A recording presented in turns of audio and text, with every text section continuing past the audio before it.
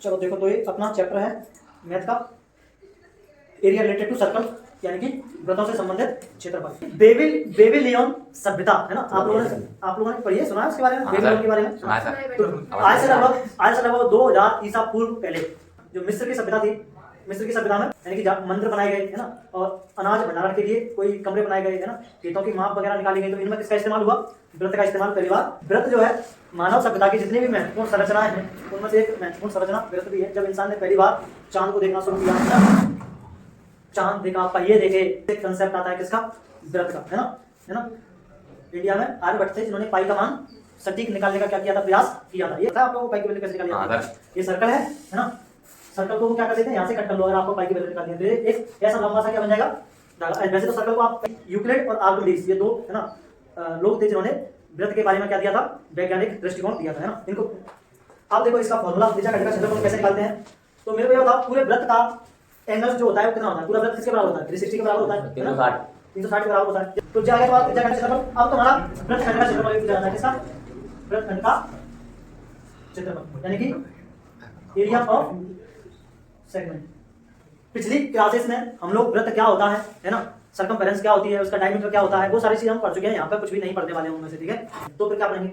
वृत्तों से संबंधित क्षेत्रफल पढ़ेंगे, यानी कि पूरे वृत्त का क्षेत्रफल नहीं, वृत्त के किसी हिस्से का क्षेत्रफल के बारे में क्या करने वाले हैं? पढ़ने वाले हैं। चलो देखो, तो ये अपना चैप्टर है मैथ का,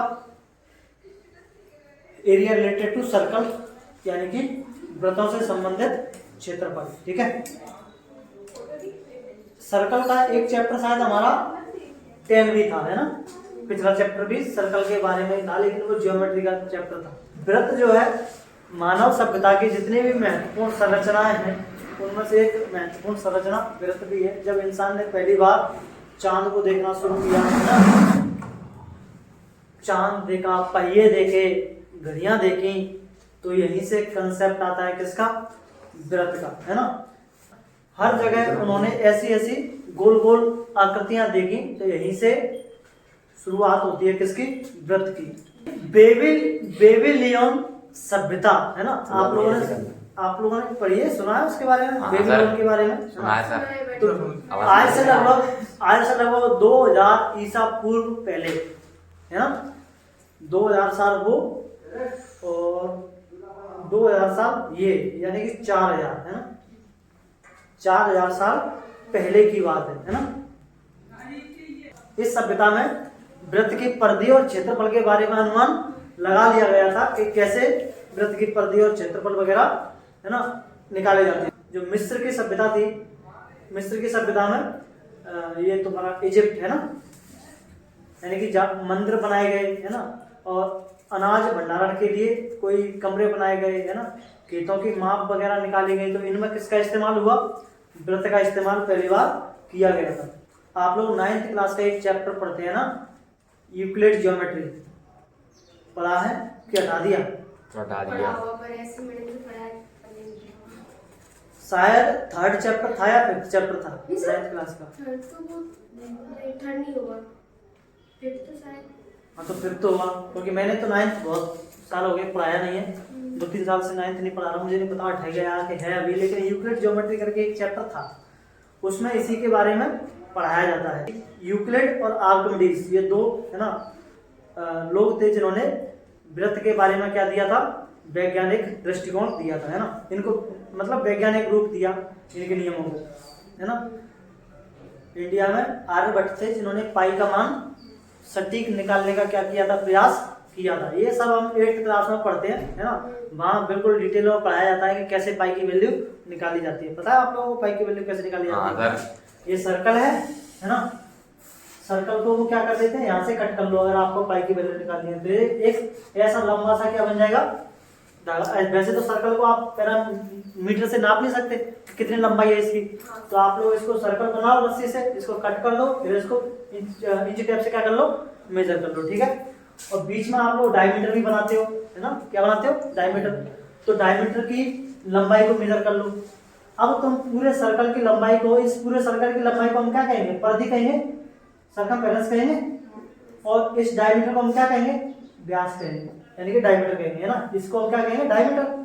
तो परिधि को व्यास से जब अपन डिवाइड करते हैं तो आता है तुम्हारा पाई, यानी कि आता है तुम्हारा 22/7 है ना। इसी 22/7 को बोलेंगे बार बार कहाँ लिखेंगे इसको, इससे अच्छा है कि इसको एक सिंबल दे दो पाई। पाई का मतलब होगा क्या, 22/7। तो पाई की वैल्यू कैसे आई, इसकी जो ये तुम्हारी सरकमफेरेंस थी, सरकमफेरेंस को डिवाइड कर दो किससे, डायमीटर से, तो तुम्हारा क्या आ जाता है 22/7 आ जाता है लगभग, है ना। ठीक है, तो ये आर्यभट्ट ने किया था काम, है ना, अपने इंडिया में। जो वृत्त है, वृत्त वो केवल गणित की एक आकृति नहीं है ना, ये मानव सभ्यता के अनुभवों से जन्मा एक क्या है, ये विषय है। ठीक है, क्योंकि मानव ने जब देखा चांद सितारे, है ना, और क्या नाम, तरह तरह के पहिए देखे, है ना, उन सारी चीजों से गोल गोल आकृतियां देखी, तो वहीं से क्या होता है, इसका जन्म होता है वृत्त का, है ना।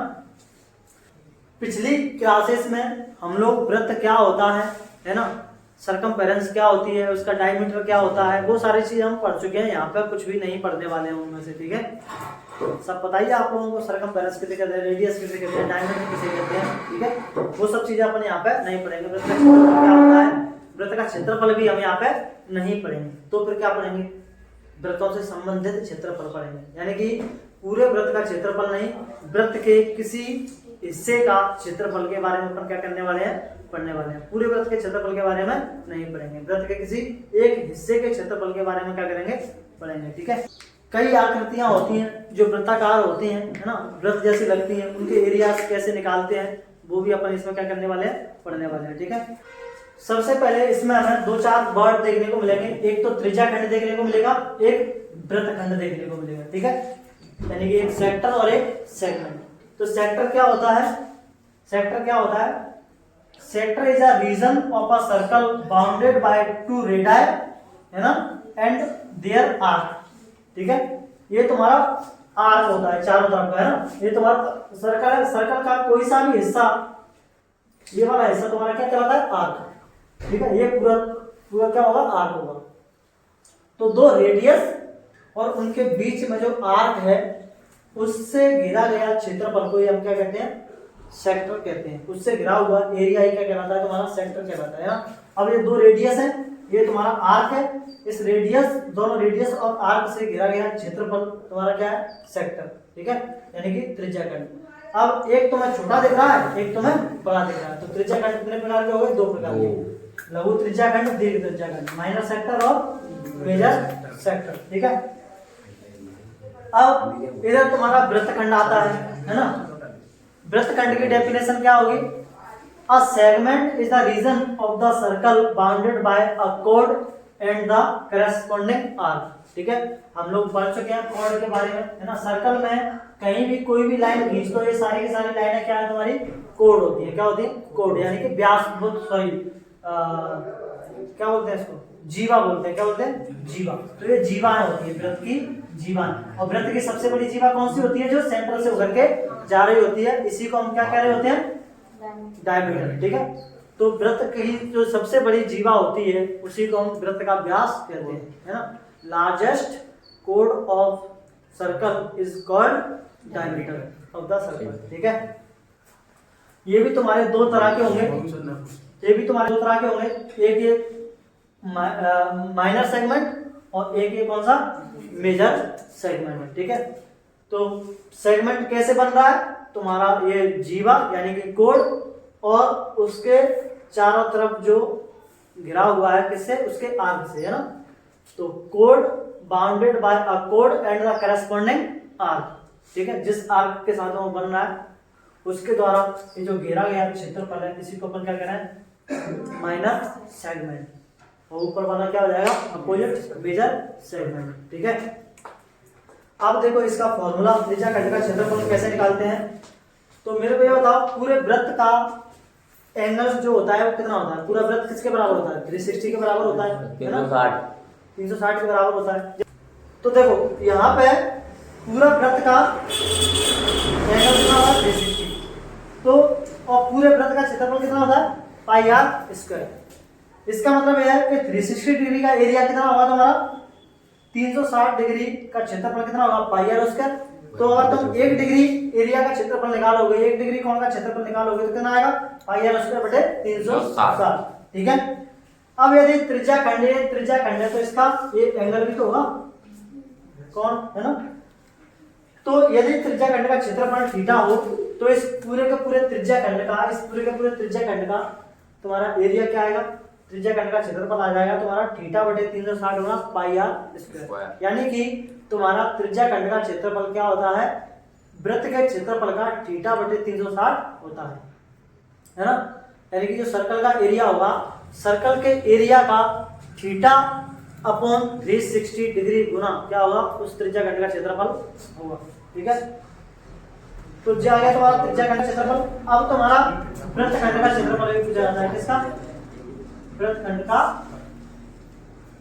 क्षेत्रफल, यानी कि एरिया ऑफ सेगमेंट। ठीक है। अगर हमें ये वाला एरिया निकालना हो, कौन सा वाला, ये वाला एरिया, तो तुम कैसे निकालोगे इस एरिया को, देखो पूरा एरिया तुम निकाल चुके हो, इसका पूरा एरिया कितना है, ये रहा। ठीक है। यानी कि त्रिज्या खंड का क्षेत्रफल। तो तुम्हें इसमें से किसका क्षेत्रफल घटाना है, देखो त्रिज्या खंड का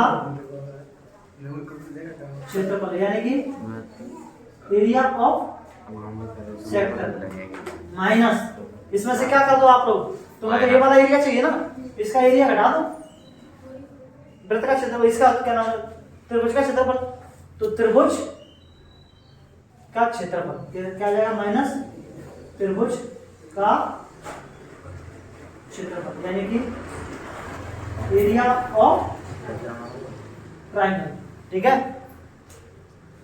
अब अपन देखना, अगर हमें बड़े वाले का निकालना होगा तो कैसे निकालेंगे, मान लो हमें इसका एरिया निकालना है, इस वाले सेगमेंट का, तो क्या करोगे तुम, ये वाला घटाना पड़ेगा।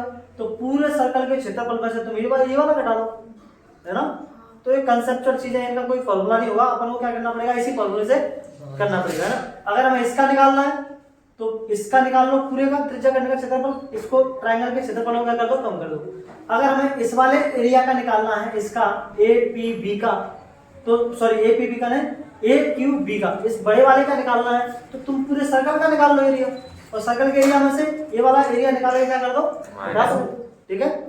तो इसका भी एरिया निकल आएगा। ठीक है। और एक फॉर्मूला आता है तुम्हारा यहाँ पे, वृत्त चाप की लंबाई, क्या आता है, चाप की लंबाई, यानी कि लेंथ ऑफ आर्क,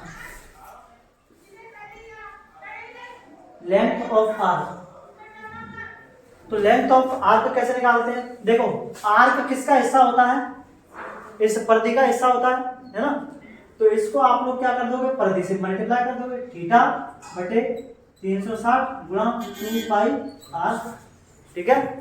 तो तुम्हें अगर चाप की लंबाई निकालनी है, तो यानी कि लेंथ ऑफ आर्क निकालनी है, तो थीटा बटे 360 गुणा क्या, 2 पाई आर, यानी कि तुम्हारी परिधि का कितना गुना होगा, थीटा अपॉन 360 टाइम्स। ठीक है। ये तुम्हारा किसकी लेंथ आ जाएगी, चाप की लंबाई। तो कर लो बस, यही फॉर्मूले है, उसके बाद अपन एक्सरसाइज करते हैं। ठीक है।